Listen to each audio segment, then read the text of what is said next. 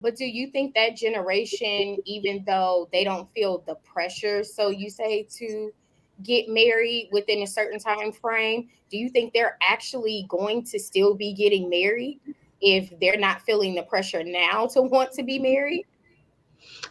Yeah, I would say the reason I would say yes is because they're not opposed to marriage. So I think if the mindset was, I don't want to be married at all, then we would have something to worry about. I mean, we're struggling with our generation of people getting married and actually staying married. That's what I said.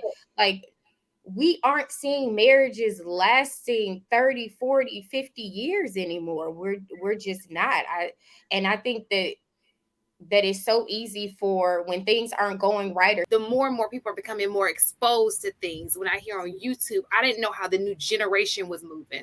This new group of kids, these younger adults. I didn't, because I can only tell you what I see my age, because that's who I'm around. But I was wondering, especially people who are in their 20s, is that something that, is a thing of the past? Do they not care? They're just like, you know what? I just fall in love with who I fall in love with. Being black doesn't matter. And so that's yeah, the I reason why I definitely think they wanted to. don't care. Yeah, I Once definitely they got, think that's a culture these days Yeah. where they people don't are care. like, love is love. Yeah. You have what is it? I'm not going to even say it, honey, because I don't even know the right term. I don't want folks taking me out. It is what it is. So that will make it a thing of the past, though, because they're the future.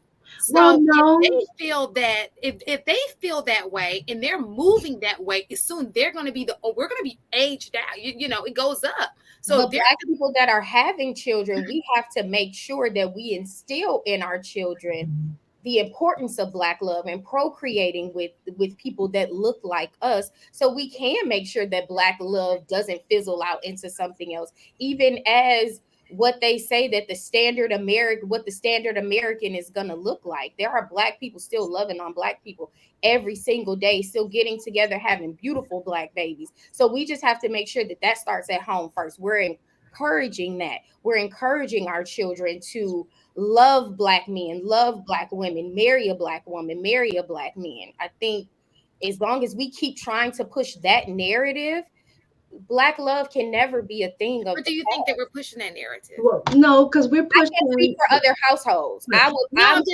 saying in general. We're pushing that black women are terrorists. So no, that's And what we're and not and to pick off that, not only do we need to ensure that we're raising our children to love themselves and to love other black people, but we're also raising lovable children. The problem is that a lot of these children up here are being raised and they're not lovable people. Okay. And so then and the black community has a history of trauma. And so then then the relationship becomes a byproduct of that trauma. And so you do see a lot of, I don't want to say a lot because again, it's not the majority, but you do see enough black people going and, to your point, marrying and being invested in other cultures and, other races of people that can meet their needs. Well, I can't specifically say like what the trend. I mean, the trend of interracial marriages have gone up, but it's not a significant difference to like be alarmed about yet. But giving props to the millennials, based on the stuff that I've read, is that it said that millennials are married. They're not against marriage at all. They actually, the majority do support the idea of marriage and want to get married one day. The difference is that it was saying that millennials are much more selective in who they marry, because now there's less pressure to get married in your 20s. So they typically wait a longer time to get married.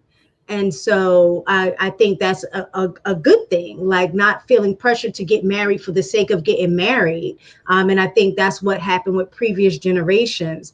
And that's why now the generations like our parents, they were saying baby boomers at this point have the highest divorce rate. So it's the older people that are getting married, not, I mean, getting divorced, not the younger generation, and the people in our generation, Gen X, that's ages between like 39 and 54, that it said that basically we're staying married. So I'm thinking that generations after us, even though the marriage rates are lower, it's because they're waiting longer and being more selective. So I would think if you're waiting longer, you have more wisdom, I would think. And so you're choosing, um, hopefully, you're making better choices in who you're choosing to marry, which then hopefully would equate to longer marriages. But do you think that generation, even though they don't feel the pressure, so you say, to get married within a certain time frame, do you think they're actually going to still be getting married if they're not feeling the pressure now to want to be married? Yeah, I would say the reason I would say yes is because they're not opposed to marriage. So I think if the mindset was, I don't want to be married at all, then we would have something to worry about.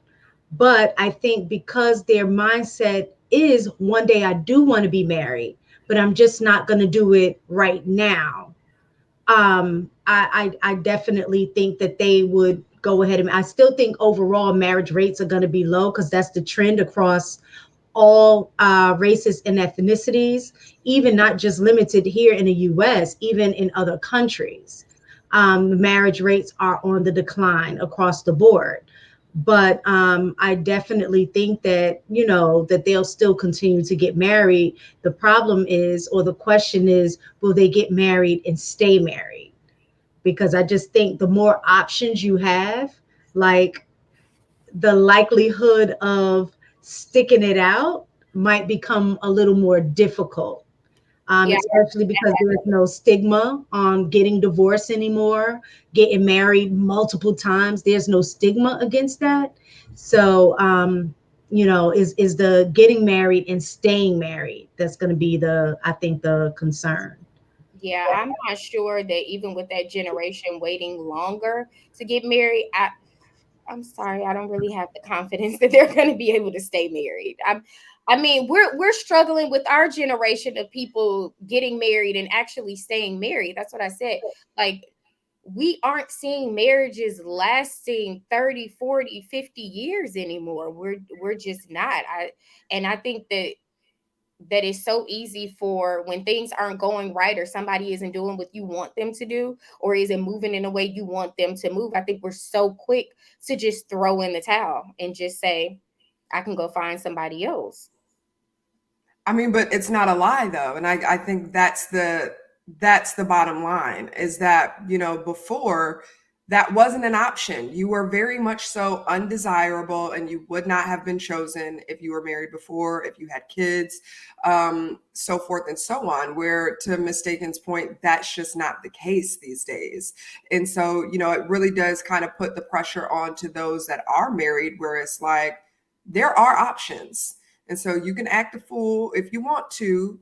It's not guaranteed that the person standing across from you is going to stay and put up with it, because they don't have to. The majority of women are working women these days. So, when we talk about just the culture and, the how society, is working, it's very different. Yeah, I get that, but I feel like even if the time that we're in now, they had those they had this knowledge, those resources, or whatever back then, I still personally feel like that's not okay to just throw in the towel in a marriage anytime something isn't going your way, especially if it's a marriage, it's with children. Like, I'm not saying to just stay and you're being treated like absolute shit, but it's like there's a bigger goal at hand, there's a bigger picture. And are we really just going, most of these women staying with men that's been cheating on them, and you ain't even in a marriage with them, so you gonna leave your husband that cheated on you and y'all got children together? It's like we just be so quick to just on to the next, and we're not thinking long term about the damage that it could be doing to the family. Now, should the spouse that we that we choose to mate with, should they go into the marriage wanting it to be a successful marriage without any infidelities? Absolutely. But it happens. It happens. And I don't think we should just immediately just throw in the towel because infidelity happens. I get there are How many certain times is enough though? That's well, true. And I don't think that infidelity is the only reason why people choose to divorce. It's yeah, definitely it's a reason. And, to Yeah.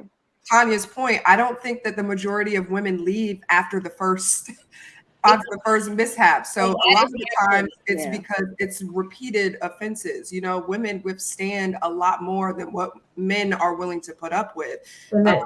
in that sense. And so, usually when a Mhm. woman leaves due to infidelity, it's certainly not the first time. And even now is not even the number one reason for divorce. So Finances, right? yeah. Yeah. So no, not violence is I guess that broad term like I guess irreconcilable differences, but just basically it was saying like lack of commitment, kind of to what Tam was speaking about. Like when things get hard, you're just like, You want to bail. I want to bail. That's not how So it works. Mhm. yeah, so that is the number one reason, based on the stats that I looked up. It was irreconcilable. I mean, lack of commitment. It was saying like 75% said that that was one of the main reasons that led to their divorce. Yeah. And no, and I'm not saying if that man has been cheating, you done caught that man cheating on you 5, 10 times. Absolutely not, because you haven't learned. You Not haven't five, learned 10, anything. honey. I'm saying the Jesus. first time infidelity happens, I don't think that that should be the demise of a marriage. The first time it happens, I Mhm. just don't. I But actually for a agree. man, I- I mean, men if it's operate switched Now, around do for the you think it man, goes both ways though? When you say it unfortunately. shouldn't be, if someone, if there was a situation of infidelity, do you mean even if it was the woman towards the husband or the husband towards the woman? I think let's be honest. Women are way more forgiving than men when it comes to infidelity and cheating. I think we talked about this on a previous show before that men cannot, I think it was a Sunday show we talked about this, but it was like men cannot let that type of hurt go. Their ego is, I mean, it's a blow to their ego. No man wants to picture another man having his woman in uncompromising Mhm. positions. That's all you're going to be able to think about. You're never going to be able to get that out of your head. And although women, we think about those things too, but we're more forgiving when it comes to infidelity. So although what would Right. make it fair is both men and women to not throw in the towel if infidelity happens one time, but let's be honest, most men are not putting up with that. So yeah, that is a double standard. But I mean, that's the word, that's the Mhm. society, that's the world that we live in. So I mean, it can't always be fair. No matter how much we scream that we may want fair for everything across the board, that's not always the case.